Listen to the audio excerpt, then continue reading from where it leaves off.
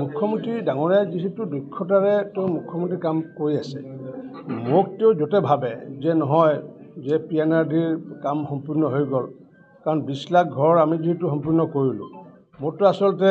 পাৰিলে মোৰে বিভাগ চেঞ্জ কৰিব লাগে কাৰণ কিয় মোৰতো কামেই নাই এতিয়া কাৰণ 20 লাখ ঘৰ সম্পূৰ্ণ কৰি দিলোঁ ভাৰত চৰকাৰে দিছিলে এতিয়া 1,71,000 ঘৰৰ কাম চলি আছে ৰেচন কাৰ্ড 62 লাখ মানুহক মই ৰেচন কাৰ্ড দি দিলোঁ মাননীয় মুখ্যমন্ত্ৰী ডাঙৰীয়াই যদি ভাবে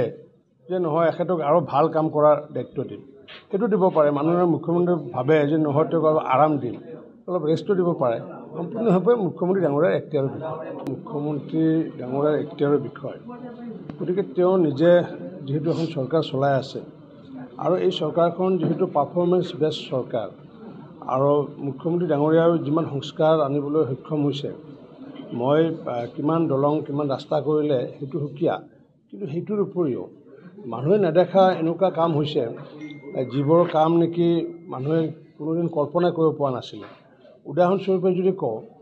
যে আমি নিৰ্বাচনৰ সময়ত মাননীয় মুখ্যমন্ত্ৰী ডাঙৰীয়াই কেতিয়াও প্ৰতিশ্ৰুতি দিয়া নাছিলে ৰেচন কাৰ্ড দিম বুলি বিভিন্ন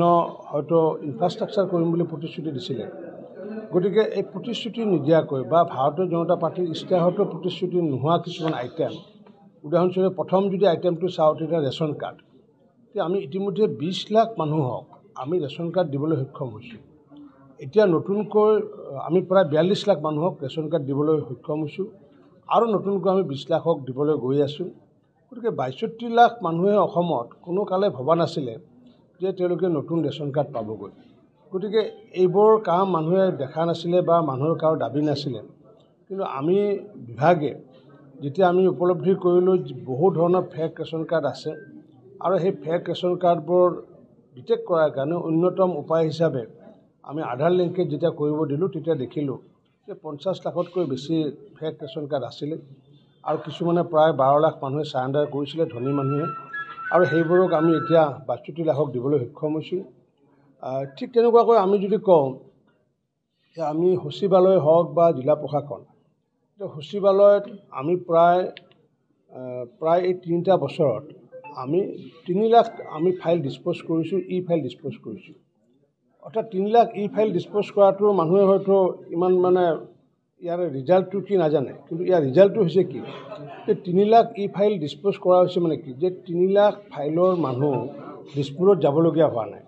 অৰ্থাৎ 3 লাখ মানুহৰ এই খৰচটো বাচি গৈছে এই খৰচতকৈ বেছি লাভ হৈছে কি যে ইন্ধনবোৰ বাচি গৈছে যাৰ কাৰণে দেশৰ এটা লাভ হৈছে যে ইন্ধন নোহোৱাকৈ মানুহে কাম হোৱাৰ ফলত আমি 3 লাখ যি ফাইল ডিছপ'জ কৰিলোঁ সমান্তৰালভাৱে আমাৰ যি জিলা প্ৰশাসনসমূহত আমি প্ৰায় 1,85,000 আমি ফাইলৰ জৰিয়তে মানুহৰ কাম কাজবোৰ আমি নিষ্পত্তি কৰিছোঁ গতিকে এইবোৰ মানুহে নেদেখা একোটা ডাঙৰ এচিভমেণ্ট ঠিক তেনেকুৱাকৈ আগতে কাষ্ট চাৰ্টিফিকেট আনিব যাবলগীয়া হ'লে যিটো তেওঁলোকৰ হাৰাশাস্তিৰ সন্মুখীন হৈছিলে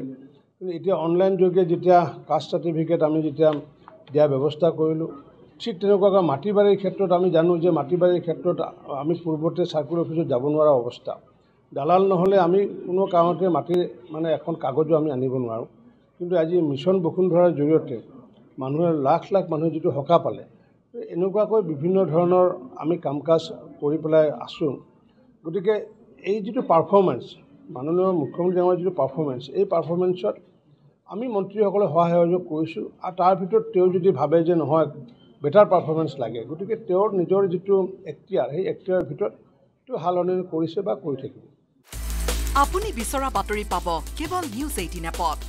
নিউজ 18 এপ ডাউনলোড কৰিবলৈ স্ক্যান কৰক এই QR কোড গুগল প্লে ষ্টৰতো পাব এই নিউজ 18 এপ